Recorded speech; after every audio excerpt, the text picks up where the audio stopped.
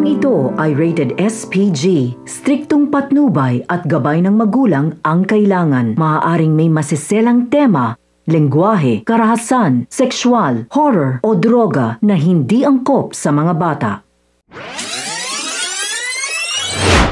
Isang mapagpalang araw mga kapamilya, welcome back. At narito ang mga dapat nating abangan sa FPJ's Batang Quiapo. Pero bago ang lahat, kung bago ka pa lamang sa akin channel, baka naman maaring makahingi ng isang like at subscribe. Salamat!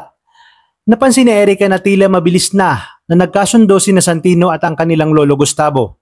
Kahit papaano ay naisip ni Erica na nagkaroon sila ng kakampi sa mansyon.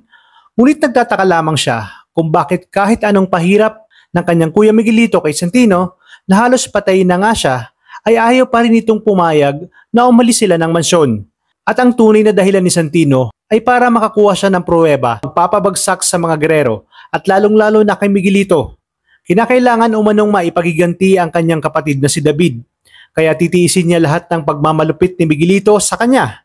Sa kabilang banda, punong-puno na nga si Miguelito dahil sa patuloy na pakikialam ng mga konsehales na kapartido ni Tanggol, lalong-lalo na umano itong si Tinding.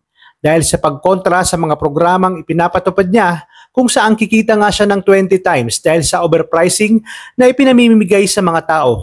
Gagawin lahat ni Tinding upang matiyak na tama ang presyo ng mga produkto at hindi overpricing. Samantala, dinala na nga ni Rigor si Mertes sa kanilang bahay at napansin niya na tila hindi daw ito masaya ngayong pinalaya niya na ito. Sinabi ni Mertes na pinangarap niyang gawing tahanan ang bahay na to pero naging kabaliktaran lahat dahil sa mga ginawa ni Rigor. Dito mahihirapan si Rigor na muling maibalik ang tiwala ni Mertes dahil sa mga nakaraang ipinadanas niya dito. Sa pagkakataong ito, si Mertes ay palaban na at hindi na natatakot kay Rigor.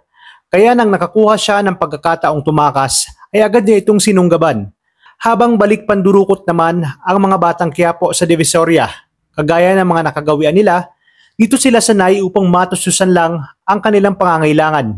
Dumako naman tayo sa mansyon ng mga gerero, kung saan makakakuha na ng ebidensya si Santino na si Miguelito talaga ang pumatay sa kanyang kuya David.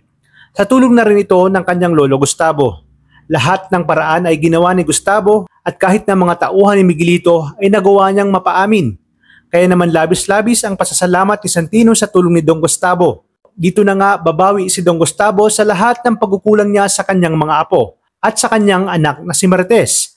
Kaya naman tuloy-tuloy ang pagsubaybay dito lang sa nangungunang teleserye ng Sambayanan, ang FPJ's Batang Quiapo.